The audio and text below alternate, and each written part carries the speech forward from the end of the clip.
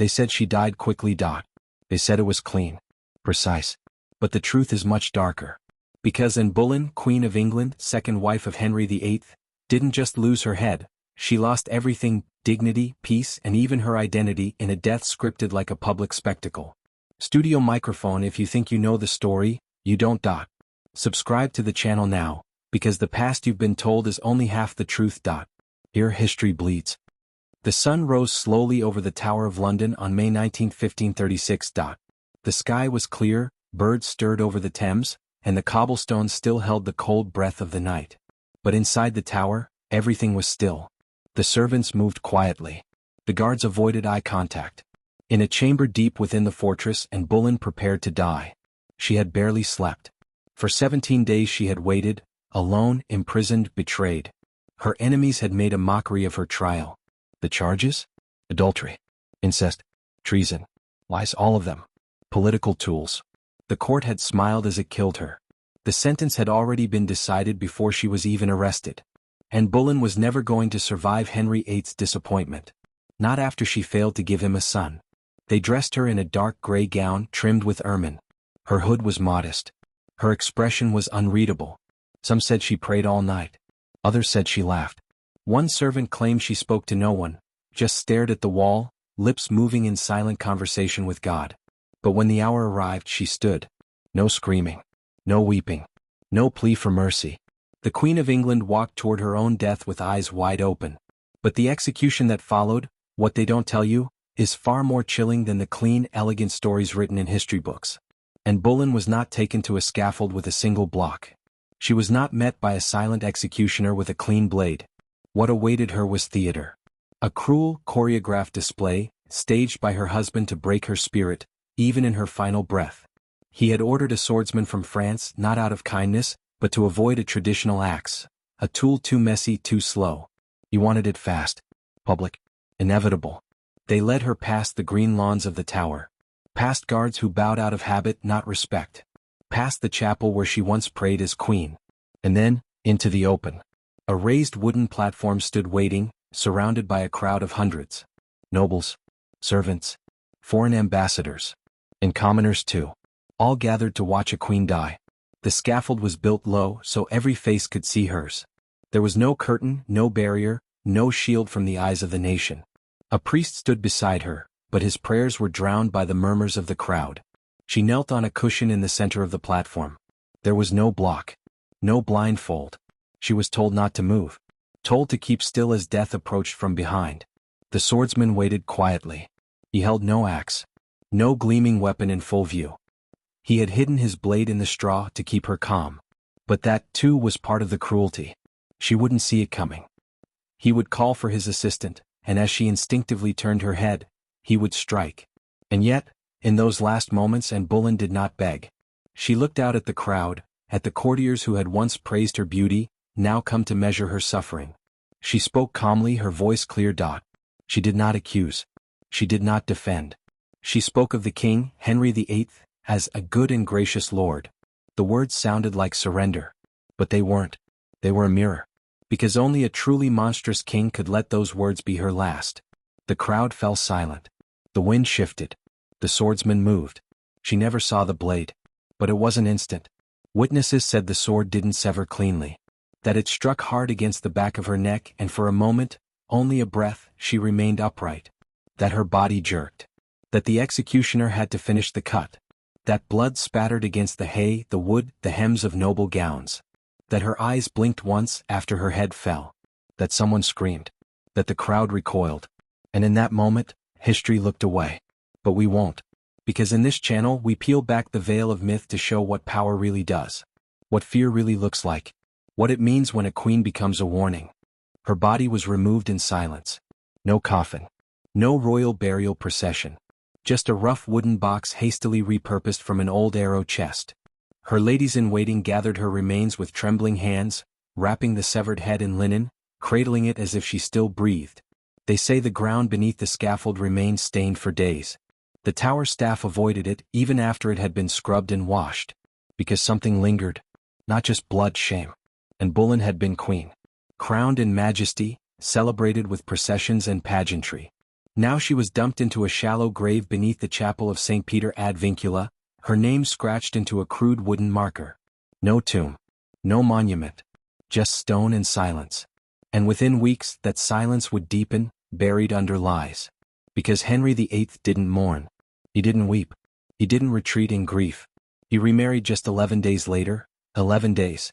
Jane Seymour, his third wife, stepped into Anne's place before the ground above her grave had settled. The court celebrated. The musicians returned. The palace halls filled again with laughter. Anne's name was not spoken. But not because she was forgotten. Because everyone remembered. And that memory haunted the walls. Whispers spread through court, that Anne's ghost walked the tower, head tucked beneath her arm, searching for the justice she never received. That she appeared to her accusers in dreams. That strange sounds echoed from the chapel at night. Her execution had been public, but what followed was hidden. Sanitized. Rewritten. Historians would later debate everything. The charges, the evidence, the timing, the role of the king. But what they couldn't debate was this. Anne Boleyn was sacrificed. A scapegoat for a king's ambition. A warning to every woman who dared to rise too high too fast, with a voice too sharp and a mind too clever. She wasn't just executed, she was erased. Her portraits were destroyed. Her family exiled. Her name cursed. Even her daughter, the future Queen Elizabeth I, was declared illegitimate. Yet Anne had done nothing that hadn't been permitted. She had followed the rules, until she started rewriting them. She spoke her mind. Challenged scholars. Debated theology. She refused to be silent in a court that demanded quiet queens. She gave birth to a daughter and promised more. But it wasn't enough. And when it wasn't enough, she became disposable. The men who orchestrated her downfall were rewarded. Thomas Cromwell, the architect of her destruction, rose in power.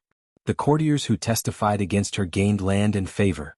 The nobles who had cheered her coronation now toasted her death. The system that killed Anne Boleyn thrived because it was designed to. But beneath the surface, cracks formed. The people murmured. Some questioned the verdict. Others feared what it meant, that the queen could be discarded so easily. That truth no longer mattered. That the king's favor was as fleeting as the seasons. And they were right to fear. Because after Anne, the executions didn't stop. They continued. Nobles, clergy, artists, friends, even wives.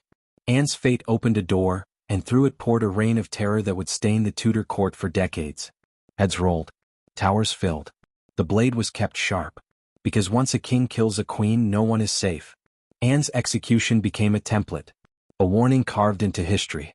But what made it truly horrifying wasn't just the blood or the blade or the betrayal. It was the precision.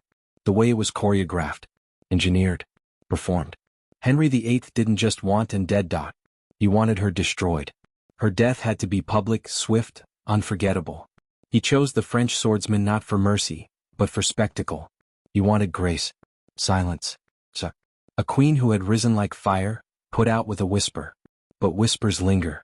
And so did she. Long after her body was buried, Anne Boleyn's presence never truly left the tower.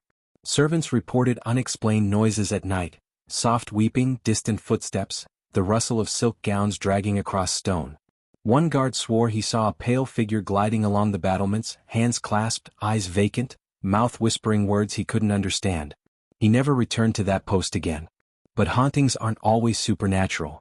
Sometimes, a ghost is just the memory of injustice too great to forget. Because Anne's execution marked more than the death of a queen, it marked the death of trust. In the months following her beheading, fear spread like rot through the Tudor court. If Anne, the once untouchable queen, could be destroyed by whispers and forged confessions, then no one was safe. Every glance became a threat. Every word a possible death sentence. Friends betrayed each other. Families collapsed under suspicion. Henry had proven what kind of king he truly was. And the horror? It worked. The court learned its lesson. They watched what they said. They bowed lower. Spoke less. Anne's execution didn't just silence her, it silenced everyone. But even as her voice was erased, her influence echoed in strange and powerful ways. Her daughter, Elizabeth, grew up in the shadow of that blade. Declared illegitimate. Hidden from court. A child born of scandal, surrounded by whispers and warnings. And yet, she remembered her mother. Not through stories, those were forbidden, but through the fear that followed her. She grew cautious, calculating. She learned that to survive in a world that had murdered her mother, she could never fully trust anyone. that the crown could offer no protection, that love could be fatal. And so, when Elizabeth became queen decades later, she never married, never gave a man the power to destroy her. Some said she was cold. Others said she was brilliant. But all of it traced back to Anne, a mother whose legacy lived not in stories but in scars. But let's return to the day itself, May 19, 1536. Some reports claimed that the moment Anne's head fell, the weather changed. That clouds covered the sun. That a cold wind swept through the crowd. That even the birds went silent. The executioner wiped his blade and stepped back. The priest continued to pray. But no one moved. For a moment time stopped. Because they hadn't just killed a queen. They had killed a woman who had dared to be more than what they allowed. And Boleyn was not meek. She was not quiet. She did not shrink. She questioned. She argued. She challenged men twice her age and rank. She wasn't supposed to rise as high as she did. And once she did, they made sure she'd fall even lower. They called her a witch. They said she had 6 fingers. That she bewitched the king. That her eyes could curse a man. All lies. Desperate lies. But the rumor stuck. Because powerful women have always been easier to destroy when made monstrous. Her intelligence became arrogance. Her charm became manipulation. Her beauty became a weapon. And so, they built her a scaffold instead of a statue. But you don't silence a woman like Anne Boleyn with a blade. You just make her louder. Today, her ghost lives not just in the tower's cold walls, but in every history book that dares to tell the truth. In every story that chooses fact over flattery. In every woman who refuses to be silent. Her voice survived the sword. Her legacy outlived the king who ordered her death. And that, perhaps, is the real horror for Henry. That the woman he tried to erase became immortal. The years that followed Anne Boleyn's execution were steeped in iron and ash. Henry VIII continued his reign with an ever-growing paranoia, as if he feared Anne's ghost would rise from the ground and drag him into the grave beside her. He had gotten what he wanted, a clean slate, a new wife, a path toward the male heir he so desperately craved. But something was different after Anne. Colder. Sharper. As if the crown itself had been poisoned by the blade he had ordered. Those who remained in Henry's court never spoke her name. Not in public. Not even in private. It was as if Anne Boleyn had become a curse, an omen of how power could twist into cruelty. But her memory lingered in hidden ways. In quiet glances. In the trembling hands of those who had once dined with her, danced beside her, watched her rise and fall. They remembered the girl with the quick wit, the penetrating eyes, the bold laughter that used to echo through the palace corridors. That laughter had been replaced by silence. The kind of silence you only hear after a scream. The documents from the time were carefully edited. The official records described her execution as dignified, swift, merciful. But beneath the ink, in the margins of letters and diaries, a different story emerged. That the queen had been betrayed by those closest to her. That her trial had been a sham. That Henry had already been courting Jane Seymour while and sat in prison. That her last words were a lie told with a trembling smile, a final act of grace offered to a man who showed her none. And yet, even in death, Anne Boleyn's presence remained impossible to ignore. The tower itself seemed to remember. Year after year, reports came in of sightings.